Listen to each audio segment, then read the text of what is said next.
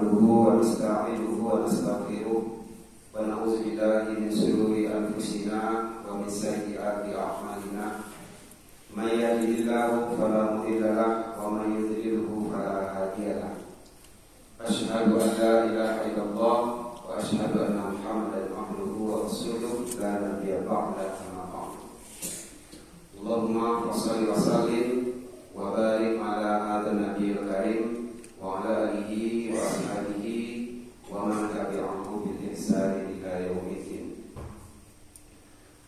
Bapak Ibu hadirin jemaah Masjid Raya Jawa yang diberkahi Allah Subhanahu wa taala. Pertama sekali saya merasa berterima kasih dan merasa ada kebanggaan tersendiri ketika diberikan kesempatan oleh Ustaz untuk bermuajahah bersama ibu hadirin jemaah pada maghrib kali ini. Semoga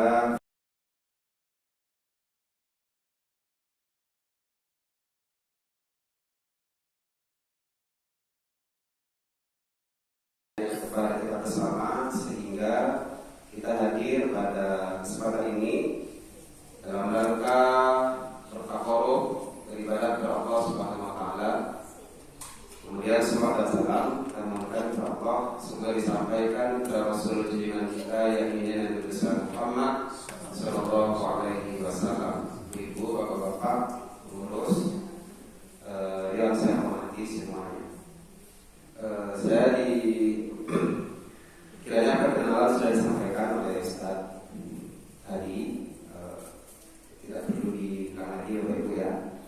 Tapi saya kira Bapak Ibu ada yang sering ketemu juga, sering berpapasan di jalan ya. Karena warga di kampung saya asli tinggal di Sriayer, cuma aktivitas banyak di Padang dan di Bukit Tinggi ya. Alhamdulillah pada kesempatan ini saya diizinkan ini memberikan kajian yang kita belajar bersama. Kalau bahasa saya itu kita diskusi, kita sharing-sharing ilmu, kita berbagi nanti sharing-sharing dari Bapak Ibu semua tentang pemikiran Islam. Ya, karena memang saya dulu studinya itu kalau Islam itu studinya tentang pendidikan agama Islam, sampai PAI, kajian ya. Kemudian S2-nya itu lebih kepada pemikiran, tapi pemikirannya lebih ke pemikiran pendidikan, bukan pemikiran Islam murni. Kalau pemikiran Islam murni itu kajiannya sungguh berat. Tapi kita lebih ke pemikiran pendidikan Islam, tapi ada juga yang pemikiran. Nah, kemudian diberikan kesempatan untuk studi S3 lagi tentang pendidikan Islam. Nah, saya Bapak Ibu semua, kajian yang akan kita bahas pada kali ini saya berikan tema tentang Islamic worldview dan worldview Barat.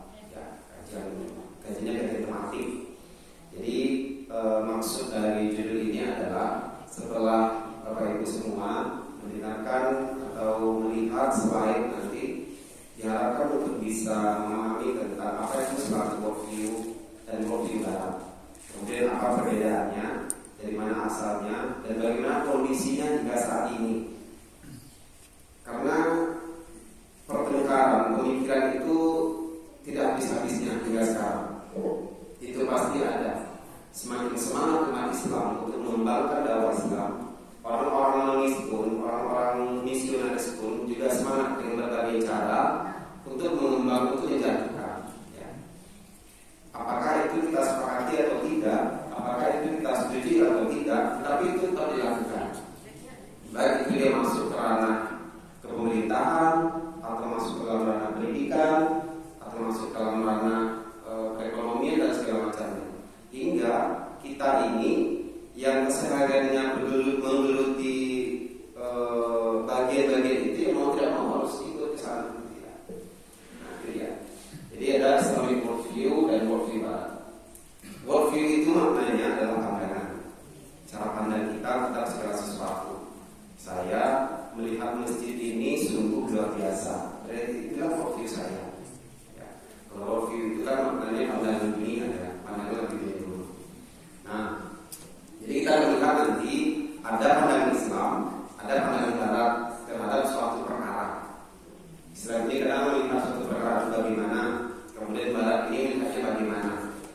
apa perbedaannya. Ya. Nanti sebenarnya banyak contoh yang bisa haji, Pak Ibu. Banyak contoh yang bisa haji. Itu kayak poligami. Poligami dalam Islam itu hukumnya bagaimana? Kalau saya tanya ibu saya tanya hukum poligami bagaimana? Boleh? Boleh ya? Boleh. Kalau bapak kita tanya hukum poligami apa? Boleh aja. Tapi kalau saya tanya perspektif ibu-ibu poligami boleh nggak? Itu dia nggak boleh ibu. Tapi kalau bapak poligami boleh nggak? Ya boleh. Itu perspektif pribadi ya. Jika saya tanya boleh nggak? Ada yang bilang tidak boleh. Siapa sih yang mau rela berbagi? Ya. Kemudian timbullah pertanyaan dari para pemikir itu ya. Kapan sebenarnya perempuan itu memiliki tingkat keimanan tertinggi itu kapan? Ini khusus perempuan. Kapan perempuan atau seorang muslimah telah berada pada tingkat keimanan tertinggi? Kapan kira-kira? 50 tahun ke atas. Ya, ada yang lain? Ketika hafal 30 juz mungkin? Atau kita ketika bisa melaksanakan shalalah atau Islam secara keseluruhan? Jadi ada yang berpendapat tingkatan keimanan perempuan itu adalah yang tertingginya tertinggi sekali ya. Belum tentu di awal 30 juz, belum tentu imannya tertinggi, pada posisi tertinggi. Jadi perempuan itu dikatakan imannya sudah berada pada level tertinggi adalah ketika dia sudah mengikhlaskan suaminya nikah lagi. Ada yang sudah seperti itu apa yang ibu? Itu dia. Karena ngomongin poligami bagi perempuan itu belum tentu ngomongin syariat. Bagi perempuan ngomongin poligami yang ngomongin perasaan. Perempuan itu identik dengan perasaan. Meskipun mulutnya berkata nggak apa-apa nikah lagi aja, ada ikhlas. Itu di mulut, di hati. Setentil seksual itu pasti ada rasa cemburu itu pasti. Ya, ini ngomongin poligami kadang-kadang bukan lagi ngomongin syariat bagi perempuan. Tapi bagi kaum bapak ngomongin poligami itu ngomongin syariat. Bapak poligami boleh nggak? Boleh. Hukumnya apa? Ya boleh. Kalau seandainya kita mampu dari segi ekonomi, mampu dari segi kekuatan, mampu dari segi kasih sayang, segala macamnya harus berbagi. Kalau mampu silakan, kalau tidak jangan coba-coba. Ya kan? Bagi ibu-ibu, kalau seandainya belum pernah memiliki analogi kan poligami itu ibarat jengkol. Kita tidak ada yang mengharamkan jengkol ya. Ada yang nggak suka jengkol. Nggak suka jengkol bukan berarti tidak mengharamkan jengkol. Nggak suka jengkol karena saya nggak suka makan jengkol, karena baunya saya nggak suka. Tapi bukan berarti saya mengharamkan jengkol. Silakan nggak makan jengkol. Saya pribadi enggak. Kenapa? Karena jengkol itu bau. Khasiatnya nggak enak. Udah sakit perut, udah bau, udah ini, udah segala macam. Tapi bagi yang lain, kalau cocok makan aja, saya mengharamkan kok. Begitulah perspektif poligami bagi seorang perempuan. Ya, yang lain boleh silakan ya.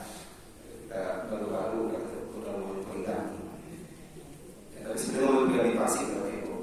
Sebenarnya bagi bapak itu sangat semangat kalau mau poligami.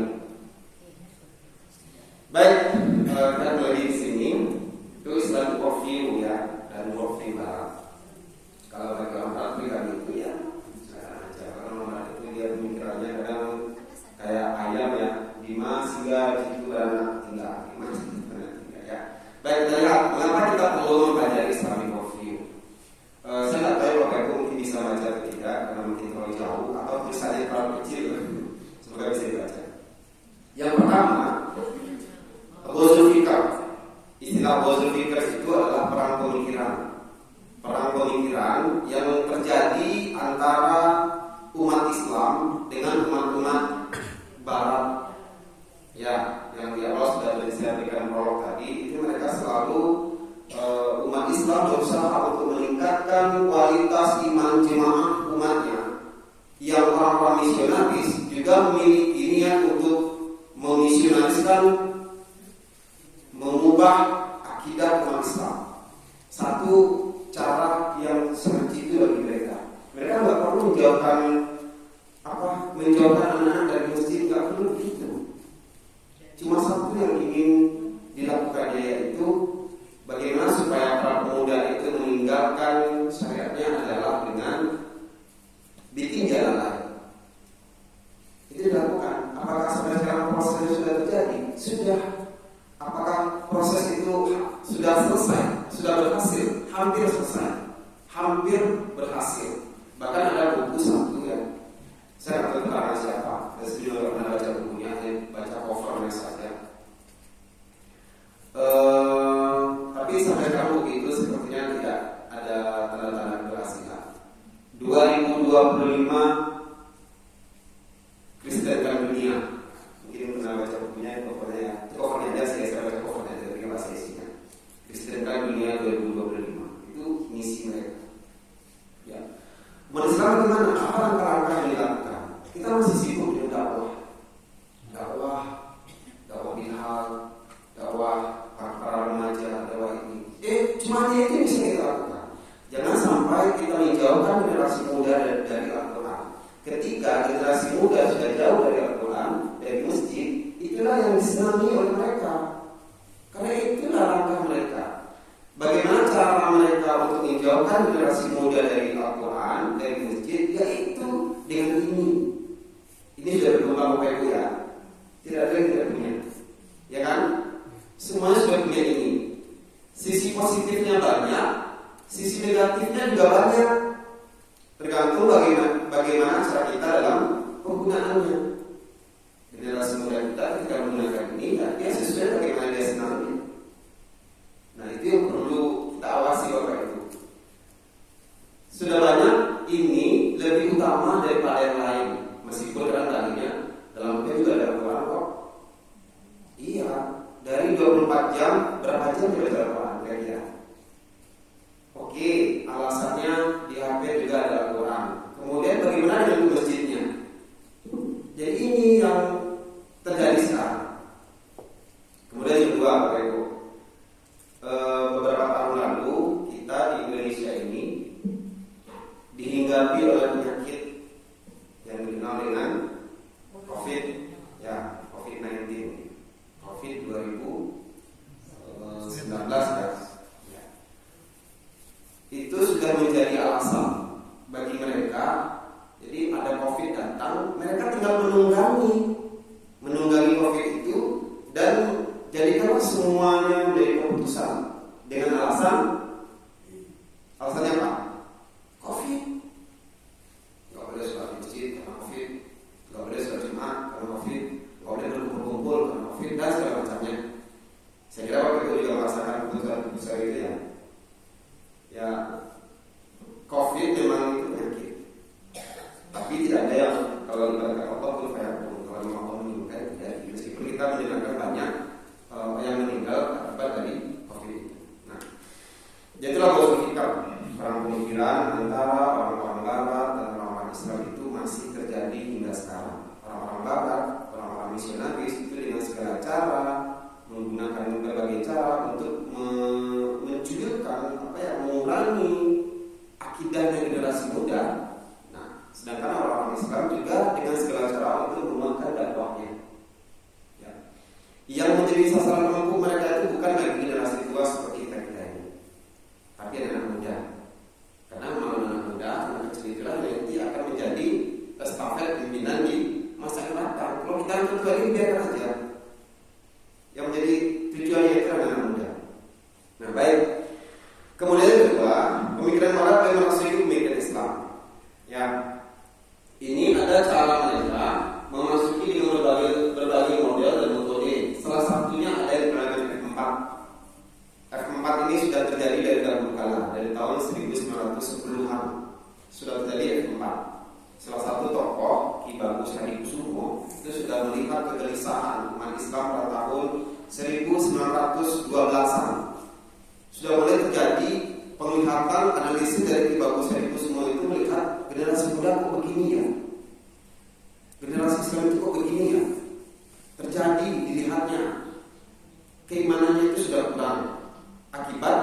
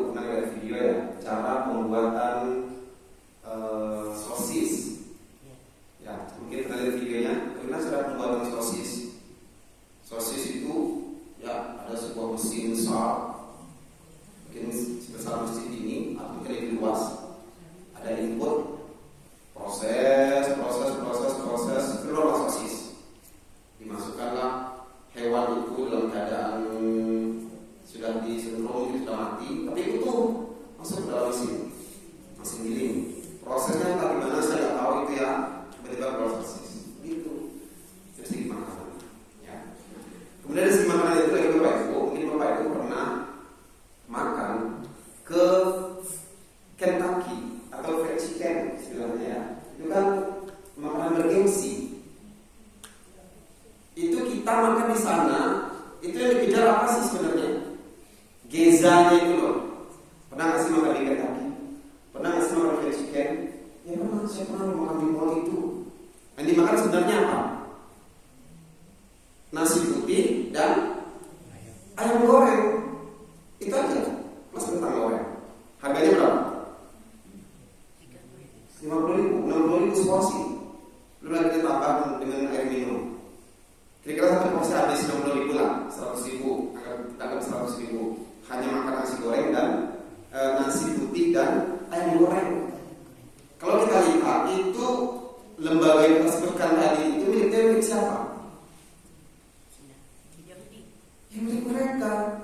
Kemudian dari harga 60.000 satu porsi, 20.000 masuk ke kepegawaiannya, ya. Yang sisanya di mana?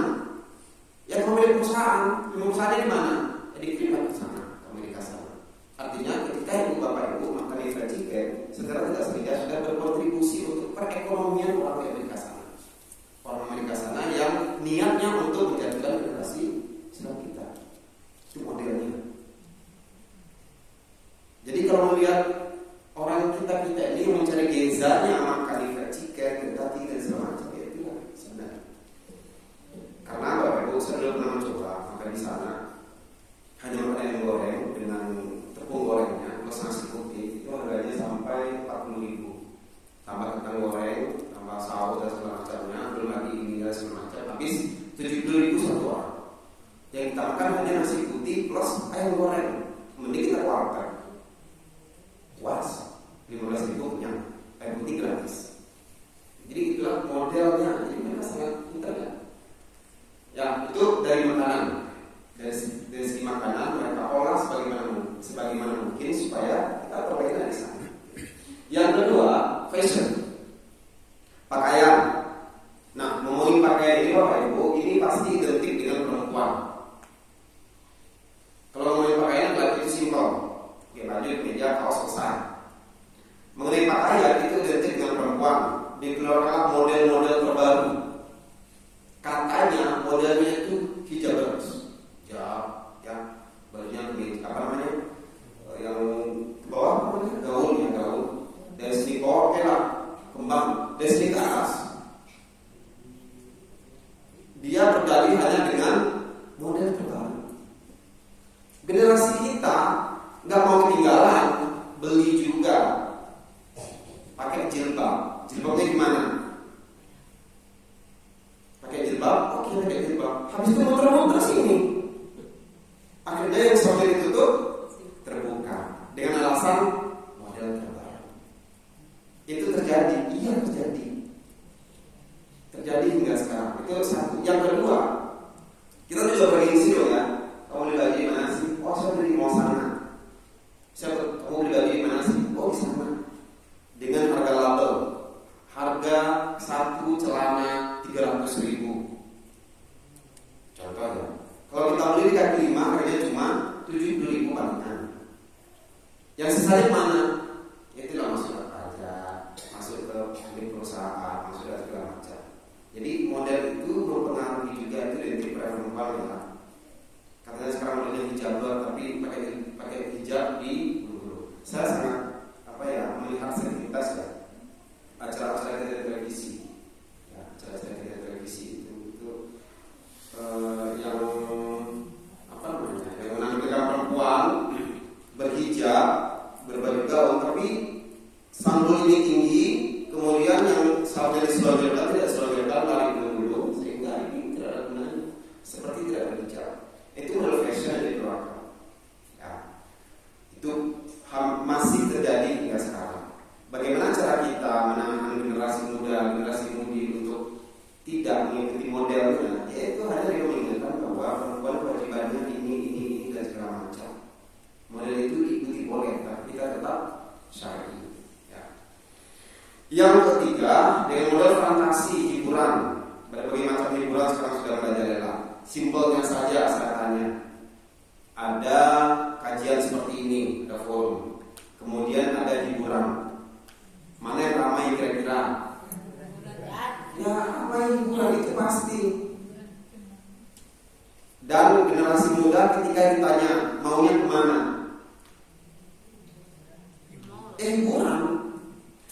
pintar, dia jawab, saya kerjain dulu Pak, baru hiburan.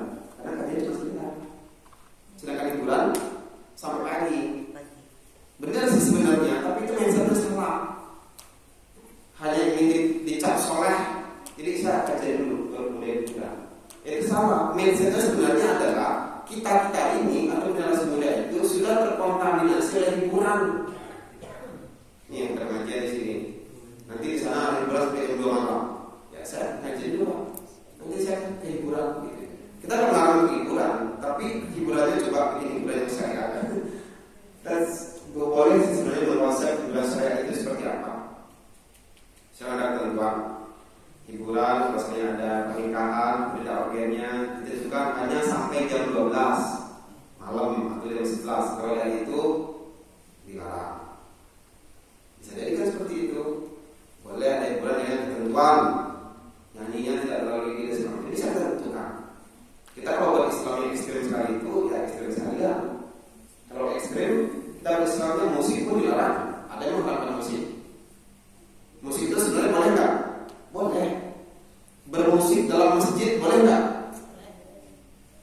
Ada yang mengatakan boleh. Ada yang mengatakan tidak boleh. Boleh bermusik di masjid, musik yang mungkin sholat, rebanaan, zikir boleh. Tapi sekarang kita bermusik di dalam masjid, ada lomba solo-solo, kita serahkan di dalam masjid boleh nggak? Nggak boleh. Dengan alasan masjid gunanya hanya berzikir, sholat, baca Quran. Lebih dari itu di luar masjid. Sekarang ada lomba menyanyi kasyidah dilaksanakan di dalam masjid, boleh nggak? Kenapa boleh?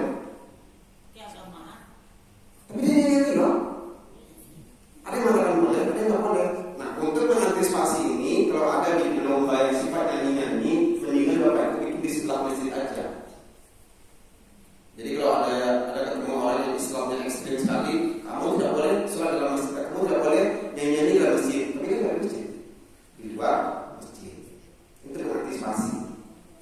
Kemudian ada sekarang MTQ dilaksanakan dalam masjid, itu boleh, tidak boleh, karena sifatnya adalah tilawah yang musik ini.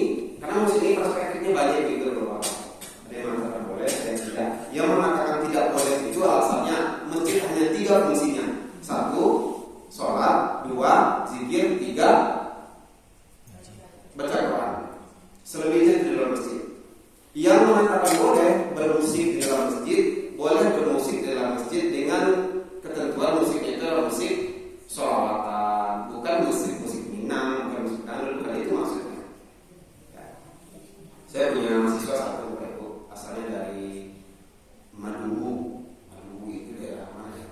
Namanya Alfia Maduwu. Dia meneliti tentang perspektif Islam tentang musik. Dia menemukan bahwa musik itu boleh dilakukan di masjid dengan ketentuan musiknya yang syariat itu, yang bukan berlebihan, bukan sampai ke pimping, bukan sampai ke DJ, bukan sampai ke musik Minang, bukan itu musik dalam masjid. Main rebana dalam masjid boleh nggak? Yang mengatakan boleh nggak? Boleh. Yang mengatakan tidak boleh sama sekali itu ya karena masjid itu tempatnya hanya untuk 3 hal. Lain itu nggak boleh. Silakan lakukan di masjid. Sebab nanti Bapak Ibu bikin acara untuk anak-anak generasi muda sepeninjauan, kita bikin acara lomba solo-solo lagu syariah. Untuk mengantisipasi, mendingan kita bikin di belakang masjid. Jadi kita ada ini aman gitu ya. Nah, itu hiburan. Kemudian yang keempat, tontonan, film. Nah, film ini banyak sekali Bapak Ibu contohnya. Sekarang sudah ada film yang seakan-akan melunturkan nilai Islam itu. Kalau saja Bapak Ibu pernah melihat, saya contohkan film Khalifah. Judul filmnya film Khalifah. Itu pemainnya yang kelas Popending, itu saya kasih namanya itu. Ya, ceritanya awalnya dia jadi barbershop. Ya, dari rumahnya ke tempat kerja itu jalan kaki, naik bus di halte, turun di halte lagi, jalan kaki, baru sampai di tempat kerja. Awalnya dia hanya baju kaos pendek, pakai rok mini, rambut ketirai. Dia kerja, ya, 1 bulan, 2 bulan. Kemudian ketemu dengan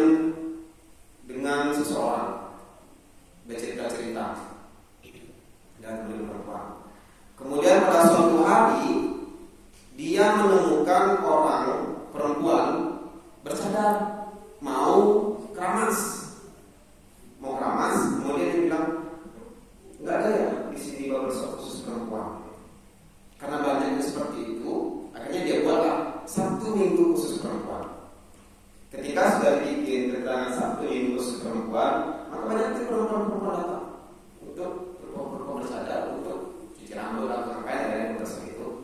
Cerita dia si perempuan tadi akhirnya dia berubah berjilbab besar dan akhirnya dia bercadar.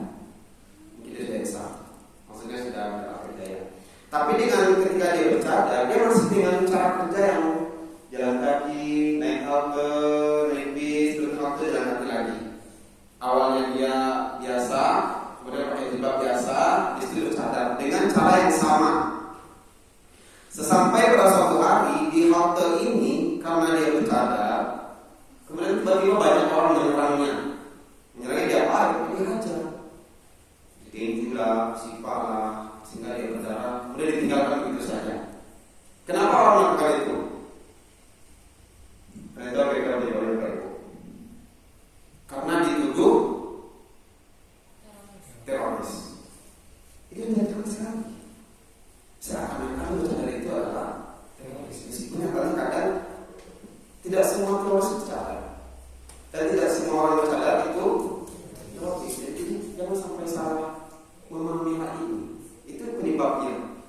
Jadi seorang film itu menandakan bahwa yang bercadar itu adalah teroris.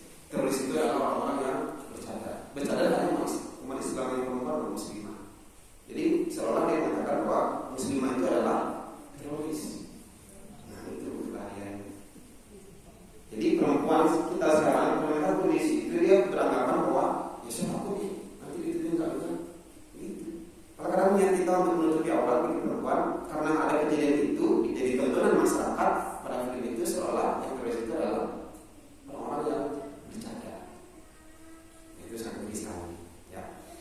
Nah itu terjadi di dalam saya baca cerita film. Yang kedua, ini kita kembali lagi ke yang tadi awal, poligami. Ada sebuah film yang mengindikasikan bahwa poligami itu harus dilakukan. Meskipun kita masih berbeda pandangan ya, karena perbedaan itu selalu ada. Kita tidak bisa satu visi. Lagi kadang-kadang kalau perempuan itu ngomongin poligami, pasti ngomonginnya lebih pada perasaan. Jadi apa judul filmnya itu ya? Surga yang tak dirindukan. Nah, mungkin ibu pernah baca atau pernah menonton. Surga yang tak dirindukan. Itu mengindikasikan, menceritakan bahwa poligami itu harus dilakukan. Jadi bagaimanapun keadaan kaum bapak, ketika itu permintaan dari istri pertama, maka silakan lakukan poligami. Itu ceritanya. Nah, jadi ada kontroversi antara orang-orang yang paham di poligami tentang film itu. Ini filmnya salah, nggak benar ini filmnya. Begituin. Meskipun sebenarnya surga tak dirindukan itu filmnya kompleks ya Bu ya, sangat kompleks sekali bagi kaum muda. Oke, itu ada empat penyebab secara garis besar yang membuat pemikiran barat itu masuk ke dalam merasuki generasi muda kita, dan itu masih terjadi hingga sekarang. Yang paling penting itu adalah mereka selalu berusaha untuk menjauhkan anak muda dari Al-Qurannya, dari akidahnya, dari masjid. Ketika itu sudah dilakukan, maka mereka sudah berhasil. Tinggal kita sebagai orang tua mengawasi anak kita bagaimana caranya supaya hal ini tidak terjadi, meskipun sudah terjadi, supaya tidak berlarut-larut. Oke. Nah, ini juga salah satu bentuk akan terlihat mindset Bapak Ibu nantinya dengan ini. Sebelum saya lanjutkan slide-nya, ini bagusnya sih pertanyaannya pada anak mudi ya, anak generasi muda. Tapi bagaimana sedikit kriteria jodoh ini diinginkan? Kriteria mantu. Ya, kriteria mantu lah, boleh. Jadi ibu nanti bapak baru menjawab bagaimana kriteria mantu idaman yang diinginkan. Saya nanti akan bisa menebak bagaimana pola pikir bapak ibu. Bagaimana kriteria menantu yang diinginkan? Apakah yang memiliki toko di Jakarta dengan 5 pintu, atau mereka yang suka memberi, atau yang fansnya tampan, handsome, yang tampan, yang beribadah, atau yang bagaimana?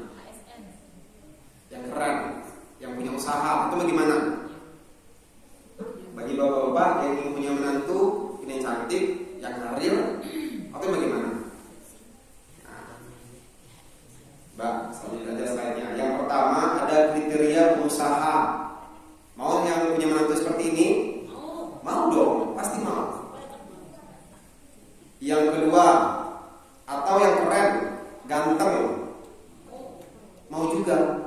Atau yang ketiga, yang soleh, rajin ke masjid, ngaji, atau mau tipikal tiga-tiganya ada pada satu orang. Pasti itu maunya. Itu sunnah loh Bapak Ibu. Mencari pasangan itu yang ganteng kaya itu sunnah. Apa coba kriteria suami istri yang diinginkan? 1, li jamalihi.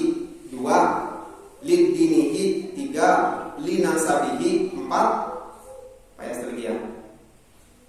5 lihi harta. Kaya nggak dia? Dia keturunan berapa sih duitnya, berapa penghasilannya, berapa pintu tokonya di Jakarta, berapa sih mobilnya, berapa gaji bulanannya, itu 5 lihi. Yang kedua, li jamalihi, dia cakep nggak? Dia ganteng nggak? Hidungnya di mana letaknya? Matanya 2 nggak? Itu diperiksa, dicek. Saya mau cari kriteria suami yang seperti ini, itu sunnah nggak apa-apa.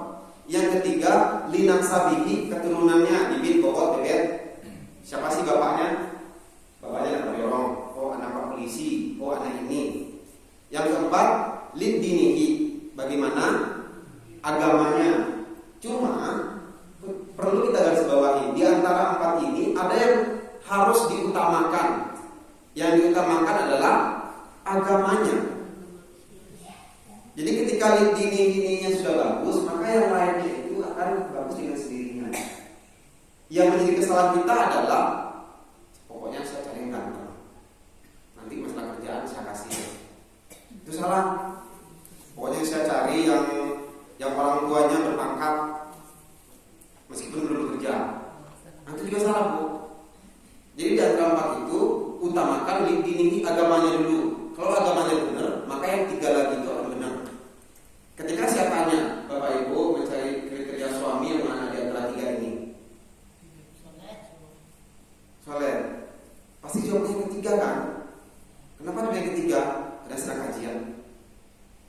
Jadi biar saya tetap solehan itu lagi kajian dan saya jawabnya yang ketiga. Meskipun sebenarnya mindsetnya bukan itu.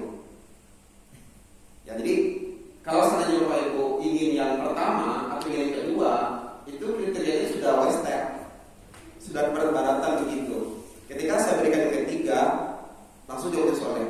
Oh iya, biar saya bilang, oh Bapak Ibu keren ya. Jangan seperti itu Bapak Ibu. Biar Bapak Ibu sudah puji, oh Bapak Ibu bagus sekali cari menantu yang soleh. Padahal pengennya yang pertama yang kedua. Karena sedang kajian, karena sedang ceramah, jadi jawabnya yang ketiga. Gak boleh begitu. Jadi harus harus memenuhi kriteria yang 4 tadi itu. Ini yang pertama. Yang kedua, apa itu bahagia? Kapan waktunya Bapak Ibu itu bahagia? Kalau bagi pasangan suami istri, tentu bahagia itu ketika punya waktu-waktu tersendiri ya. Karena bahagia dalam perspektif Islam itu nggak ada patokan bahagia sebenarnya itu nggak ada. Meskipun saya banyak uang, apakah saya bahagia? Belum tentu. Meskipun saya nggak ada uang sama sekali, tapi ngelihat anak habis maghrib itu loncat-loncat bahagia sekali, itu bahagia kan? Bagi Bapak Ibu pegawai mungkin selesai kerjanya di hari itu, kemudian ketika pulang ke rumah capek, makan masakan istri enak sekali, itu bahagia juga. Konsep bahagia sebenarnya itu bagaimana? 1, apakah ketika banyak uang? Enggak. Semakin banyak uang kita, semakin nggak bahagia. Kenapa? Karena stres mikirinnya. Apalagi di depan rumah ada mobil, motor, pagar rumah dan segala macam. Setiap hari pasti pakai CCTV biar kelihatan kan? Kan stres. Nanti dia ada orang, nanti dicolong dan segala macam. Yang kedua, menyendiri, berpikir, merenung. Kalau istilah kita teritikaf, merasa tenang, dia nggak mau di keramaian. Atau bagaimana konsep bahagia menurut Bapak Ibu semua? Itu dalam Islam itu bahagia itu simpel. Ketika Anda sudah bisa menikmati hidup, Anda bahagia gitu ya. Jadi saya tidak akan memberikan patokan bahagia sebenarnya seperti apa. Bapak Ibu punya cara tersendiri.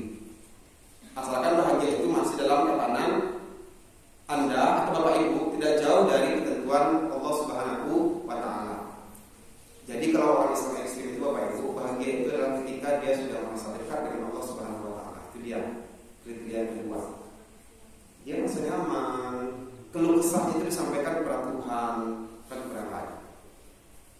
Nah, Bapak Ibu kapan bahagianya? Pasti punya waktu tersendiri dengan ketentuan-ketentuan tersendiri. Ya, jangan sampai kita termindset atau tersortir oleh pemikiran-pemikiran barat yang bahagia itu adalah ketika bisa menghadiri hiburan yang luar biasa. Ketika Bapak Ibu, bisa mendapatkan sesuatu yang susah payah mengerjakannya, membagi tulang sampai akhirnya dapat, kemudian bahagia dengan itu saja, ya enggak juga. Ini maaf nih Bapak Ibu yang pegawai kemudian bulanan dapat gaji bulanan ya. Ketika tanggal 1 masuk ke rekening ini, bahagia sekali. Itu bahagia seketika. Meskipun udah masuk, kita akan tetap bekerja, ya kan? Ibu yang ke sawah, pada tanam, dapat gaji, habis itu merasa bahagia begitu saja. Ya enggak, pasti besoknya mikir lagi. Pada gaji 70.000, ini buat sekarang, besok apa lagi ya? Hanya bahagia seketika. Kemudian bahagia sesungguhnya itu yang mana? Itu Bapak Ibu sendiri menentukan bagaimana proses bahagia sebenarnya. Jangan sampai kita mengikuti pemikiran-pemikiran yang mereka tentukan bahagia itu ketika kamu punya uang banyak. Itu salah sekali. Ya. Apa sih yang sebenarnya kita cari di dunia ini? Apa yang kita cari di dunia? Cari mobil 5 buah, cari motor 10 buah, boleh parkir di rumah, atau rumahnya 3, atau apa segala macam. Itu hanya titipan, hanya di dunia saja. Pangkat, gelar, hanya hiasan dunia. Ya, jadi bahagia itu adalah ketika Bapak Ibu merasa tenang dengan kehadiran Tuhan di dalam dirinya. Ya, kalau yang biasa tahajud, mungkin habis tahajud, itu sejuk sekali ya. Habis tahajud itu Bapak Ibu selesai tahajud, doa kepada Tuhan yang nangis-nangis, ya, yang berbisik dengan suara serak-serak juga boleh. Berdoa, usapkan tangannya ke wajah, setelah itu damai sekali dunia ini terasa. Meskipun malam ya, tentu ada damai pada malam. Oke, yang ketiga, makna agama. Nah, makna agama ini maksudnya kita bukan berbicara tentang konsep agama, tapi agama dan kehidupan itu bagaimana? Apakah agama ini terpisah dengan dunia? Atau agama ini adalah urusan pribadi? Atau yang ketiga, agama ini mengatur seluruh kehidupan? Pilihannya yang mana? Yang ketiga. Sepakat sama yang ketiga ya. Kalau agama itu terpisah dengan dunia, ya itulah disebut dengan sekuler. Sekularisme, memisahkan antara kehidupan dunia dengan kehidupan akhirat. Sholat itu urusan saya dengan Tuhan, dia Anda harus ikut campur. Kalau kita kaji politik ya politik, agama. Jangan campurkan. Nah, itu katanya ya. Kalau masalah ekonomi, masalah agama cukup sholat aja. Itu sekuler. Pemikiran sekuler itu berbahaya sekali. Untuk menghindari pemikiran sekuler supaya tidak berkembang, maka timbullah istilah ekonomi Islam. Timbullah dia ekonomi syariah. Timbullah dia ilmu politik Islam. Timbullah dia apalagi hukum Islam. Untuk mengantisipasi sekularisme ini tidak terjadi dalam dunia akademik. Diberilah label Islam. Nah, kita berusaha supaya label Islam ini tidak hanya label. Sekarang sudah ada BRI Syariah dan segala macam, dan sudah ada label-label itu.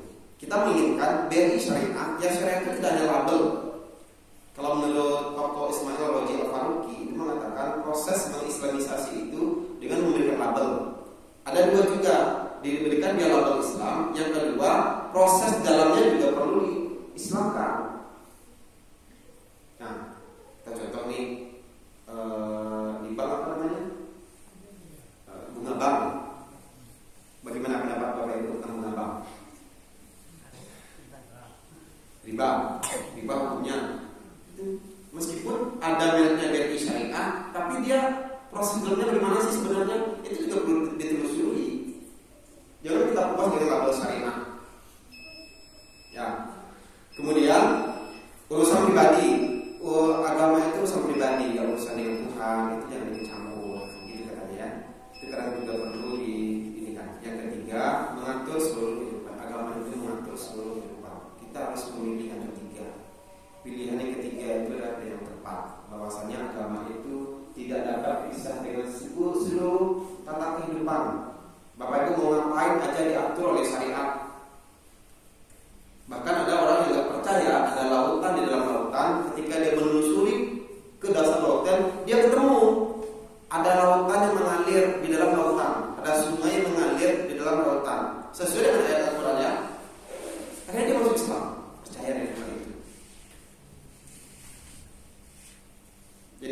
ketika orang mengatakan memisahkan antara agama dan kehidupan itu sekularisme. Nah, sekularisme ini adalah suatu penyakit dalam Islam yang perlu kita antisipasi bersama, tidak bisa satu pihak.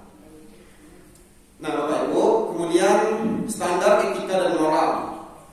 Bagaimana standar etika dan moral dalam kehidupan? Apakah relatif, tidak ada, atau diatur oleh agama? Kalau etika dan moral itu banyak yang mengatakan itu relatif. Kita pahami dulu makna etika dan moral apa. Kita jangan sampai termindset ya, oh etika dan moral itu sama, oh dia relatif. Di mana langit dipijak, di situ bumi dijunjung. Ketika saya berada di sini, maka saya akan mengikuti tradisi Minangkabau. Ketika saya berada di Jawa, saya akan mengikuti tradisi Jawa. Itu etika dan moral, oke. Tapi kalau akhlak, karena etika, moral plus akhlak itu persamaannya adalah sama-sama membahas tentang perilaku baik dan buruk seseorang. Tapi kalau perbedaannya beda, Pak Ibu. Akhlak itu sifatnya tetap, tidak berubah-ubah, permanen. Dimanapun dia tetap memiliki akhlak yang baik. Dimanapun dia berada, akhlak yang baik harus dimiliki. Akhlak berbicara, akhlak bergaul, akhlak berumah tangga, akhlak bertetangga, berkeluarga, dan segala macam. Meskipun Bapak Ibu sedang berada di Amerika, Jepang, di Jawa, ataupun di sini. Tapi kalau etika dan moral ini perspektif, ada yang mengatakan sama, beda. Etika itu sumbernya adalah rasio pikiran manusia. Kalau moral itu sumbernya adalah kebiasaan masyarakat. Kalau kita di siko bahasa Lisia atau bahasa Mojo ibu kapai keladang, bahasa banyak poin. Mani gitu ya, kemana sudah, kemana oh iya kurang minta ini begitu. Itu yang biasa kita lakukan. Kalau kita, nah hal ini awal ke Arab, orang Arab bilangnya apa? Assalamualaikum. Sama maknanya. Saya melihat dan saya mengalami sendiri Bapak Ibu ya, saya di Jawa. Di Solo itu kan daerahnya ini ya, daerahnya santun sekali. Jadi saya berhubungan sama teman-teman itu mau ke kampus dari pesantren. Lewatlah nenek-nenek jalan kaki ngebakul, bawa apa itu namanya? Banyak ngebakul lah. Karena rombongan kami itu dipimpin oleh orang Jawa yang asli Jawa pertama kali, dia Jawa. Kemudian saya dari Sumatera, ada teman dari Lampung, dari Sulawesi. Kami rombongan berlima kalau nggak salah. Kami nyepeda bareng hotel. Ngelihat yang orang Jawa asli dia turun dari sepedanya, kami pun turun. Ketika dia turun, ketemu si Mbak, monggo Mbak, monggo Mas, dia dorong sepedanya di iriang sepedanya. Lalu lewat Mbak tadi baru dinaik lagi ke sepeda baru di jalan. Kalau orang sekolah, Mbak sepeda bawa sebut nenek-nenek, dia orang tua, lalu sini, ya kan? Di Jawa begitu sopannya. Jadi itu moral dan etika. Itu masuk moral, masuk etika, karena rasio ya. Yang kedua itu kebiasaan masyarakat sebenarnya begitu, menghargai sekali. Saya tuh selalu ada dengan kebiasaan-kebiasaan di sana itu luar biasa. Jadi kalau ngomong sama orang Jawa itu ya, orang lebih tua itu kalau ngomong, kalau dengerin dia ngomong itu kita tuh serasa bagaimana gitu ya. Nah ketika saya ngomong dan dengerin sama orang tua di sana, itu mereka juga menghargai. Mbak mau nanya jalan ke Tirtonadi mana ya?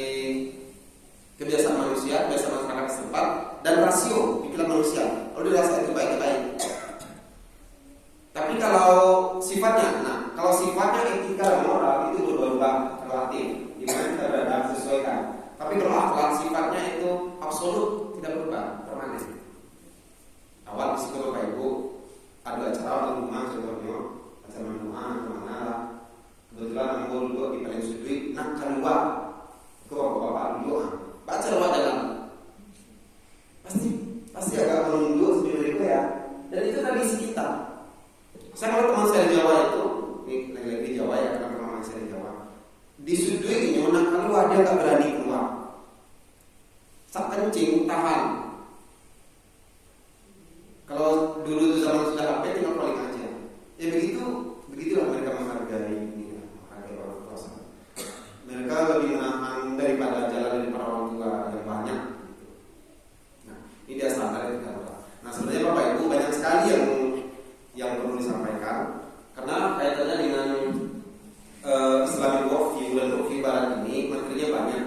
Nah, saya tadi sempat kita coba di Ustaz ya, kalau seandainya bisa berlanjutan Ustaz, sekarang materi kita tentang pengantar Islamic worldview dan worldview Barat. Besoknya kita mengkaji konsep Tuhan. Wah, saya belum konsep Tuhan sama sekali. Besoknya kita mengkaji konsep Nabi, mana sih yang disebut dengan agama sesat, mana yang tidak. Besoknya kita mengkaji konsep agama. Bagaimana sih orang-orang misionaris menyebut agama? Orang-orang misionaris itu Tuhan nggak sih? Kenapa sih ada istilah Yahudi, Kristen, Buddha, Hindu, Islam? Kenapa sih perlu ada agama berbagai macam di dunia ini? Dari mana sih timbulnya? Besoknya kita kaji konsep multikulturalisme, pluralisme, ateisme. Itu kajian itu luar biasa sekali. Itu merupakan bagian dari kajian tematik perkembangan pemikiran Islam.